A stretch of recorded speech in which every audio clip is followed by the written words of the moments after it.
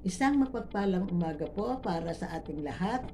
Narito po tayo muli sa ating morning devotion, Grab Food for the Soul, our daily dose for the nourishment of our souls. Simulan po natin ang ating umaga sa isang pagbubulay nang makalakad tayo sa isang mapayapang pamumuhay. Nang buong isang linggo na ating pagbubulay ay tumalakay po tayo sa mga talinghaga ng Panginoong Hesus. Napag-aralan natin na sa pamamagitan ng talinghaga, nangaral si Jesus tungkol sa kaharian ng Diyos. Nagsimula noong Lunes, talinghaga ng butil ng mustasa. Martes, talinghaga ng tungkol sa lebadura. Miyerkules, talinghaga ng natatagong kayamanan. Huwebes, talinghaga tungkol sa mahalagang perlas. At ngayon po ay isang talinghaga muli ang ating pagbubulayan at may pamagat na talinghaga tungkol sa lambat. Kung mayroon po kayong banal na kasulatan, samahan po ninyo ako sa pagbasa sa batayang talata na matatagpuan sa Mateo chapter 13 verse 47. At ganito po ang sinasabi: ang kaharian ng langit ay katulad din ng isang malaking lambat na inihagi sa lawa at nakahuli ng sari-saring isda. Ang Diyos ang magpala sa pagkarinig at pagkabasa ng kanyang mga banal na salita. May tanong po ako sa inyo sa umagang ito. Mapili ka ba sa uri ng pagkain na gusto mong kainin? Ikaw ba yung klase ng tao na mahilig mag-ayos ng gamit? O kaya ay yung klase na alam kung nasaan ang mga gamit kahit na magulo? O ang unang pagkakilala mo ba sa isang tao ay nakakaapekto sa pakikitungo mo sa kanya? Sa ating pagbubulay, inihambing ni Jesus ang kaharian ng Diyos sa isang lambat na inihagi sa lawa at nakahuli ng sari-saring isda. Ang mabubuting isda ay inipon samantalang itinapon naman ang mga di pakikinabangan. Naalala ko po tuloy noong bata pa ako, ang mga magulang ko ay may pamalakaya na panghuli ng mga biya dito sa playa. May bangka kami noon at malaking lambat ang gamit ng 7 lalaki para manghuli ng isda. Ang tawag namin dito po ay seket. At ginawa na nila na ihiwalay ang mga malalaki sa mga segunda at ang maliliit na biya ay ipinamimigay sa mga batang namamakaw. Ganyan ang alaala ko sa lambat. At isa pa rin na paghihiwalay ng mga isda, kung naalala ninyo ang movie na Forrest Gump, na doon ay assorted na mga lamang dagat, ang hila ng lambat na may kasama pang mga basura. Sapagkat ang lahat ay inaanyayahan sa kaharian ng Diyos, posibleng may mga tumanggap ng paanyayang hindi naman karapat-dapat sapagkat hindi tunay na sumusunod sa mga alituntunin ng kaharian kung hindi nagsisipamunga. Ang batas sa kaharian ng Diyos ay ang pamumunga. Ang hindi namumunga ay itinatapon at isinusunog. Wika ni Jesus sa Juan chapter 15 verses 5 and 6, "Ako nga ang puno ng ubas at kayo ang mga sanga. Ang nananatili sa akin at ako sa kanya, ang siyang nagbubunga ng sagana, sapagkat wala kayong magagawa kung kayo'y hiwalay sa akin. Ang hindi nananatili sa akin ay matutuyo at itatapon gaya ng sanga. Ang ganoong mga sanga ay tinitipon, inihahagi sa apoy at sinusunog. I am the vine, you are the branches.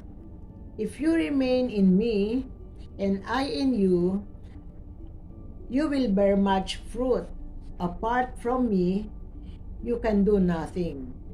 If you do not remain in me, you are like a branch that is thrown away and withers, but such branches are picked up, thrown into the fire, and burned." Totoong may mga huwad na mananampalataya. Kung kaya't sinabi ni Jesus na hindi lahat ng sumisigaw, "Panginoon, Panginoon," ay nakikilala niya. Sa talinghagang ating pinagbubulayan ay magtatapos ang mga huwad na mananampalataya. Ang kaharian ng langit ay ang pinamamahalaan ng Diyos, kung saan siya namumuno at naghahari. Ang iglesia ay isang maliit na bahagi nito. Ang plano ng Diyos na tubusin ang kanyang mga anak at ang kanyang nilikha para sa kanyang sarili ay nagaganap na din ngayon, habang tayo ay nabubuhay dito sa lupa. Bahagi ng misyon ng iglesia ang maihatid ang kahariang ito. Noong si Jesus ay narito sa lupa, marami siyang sinabing talinghaga na magagamit natin upang maintindihan ang kaharian ng langit. Ano ba ang sinasabi ng talinghaga ng lambat tungkol sa kaharian ng Diyos? Una, Dapat nating ipangaral ang Ebanghelyo, maging sino man ang tatanggap nito. Katulad ng ating batayan talata na binasa kanina, ang kaharian ng Diyos ay katulad din ng isang lambat na inihagis ng mga mangingisda sa lawa at nakahuli ng sari-saring isda. Ang lambat na kumakatawan sa pangangaral ng Ebanghelyo ay nakakahuli ng sari-saring isda. Hindi natin tungkulin ang pumili ng isdang huhulihin. Tulad natin, hindi natin tungkulin ang husgahan ang mga taong tumatanggap ng pangaral ng Ebanghelyo. Paano mo tinanggap ang tawag na ipangaral ang Ebanghelyo? Naranasan mo na bang magbahagi ng Ebanghelyo sa mga taong hindi mo kasundo? Sa Mateo chapter 13 verses 49 to 50, ganito po ang ating mababasa. Ganyan din ang mangyayari sa katapusan ng mundo. Darating ang mga anghel at iihiwalay nila ang masasama sa matutuwid. Itatapon ang masasama sa nagliliyab na apoy at do'y iiyak sila at magngangalit ang kanilang ngipin. Ito ang larawan ng impyernong kahahantungan ng masasama. Isang bagay ang tiyak, darating ang araw ng paghuhukom, kung saan ang bawat isa'y magsusulit, at sa araw ng paghuhukom, mabubunyag kung sino ang mga tunay na mananampalataya. Kaya sa umagang ito, hilingin natin sa Panginoon na manatili tayo sa Kanya upang makapamunga ng sagana para sa paglawak ng Kanyang kaharian. Tayo po ay manalangin.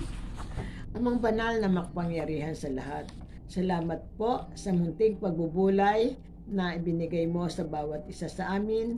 Tunay na madama namin ang kahulugan ng lambat na ibinigay mo sa amin sa bilang pangangaral ng iyong mga salita. Lord, sa umagang ito, nilalapit namin ang buong maghapon na pinagkakatiwala namin sa iyo, ang lahat ng mga gawain namin, ang mga magsisipasok sa kanilang mga paaralan, ang magsisipasok sa kanilang mga trabaho, patuloy mo po silang ingatan. Gayun din ang may mga karamdaman, Ama, nilalapit namin sila sa iyo na alam namin ikaw ang dakilang manggagamot na siyang makapagbibigay lunas sa kanilang mga karamdaman.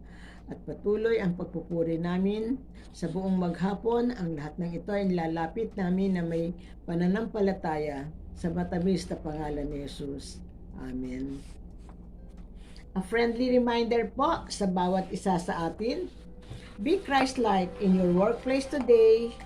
To God be the glory. Shalom, humayo at maglingkod. Have a nice day hanggang sa muli po. Bye!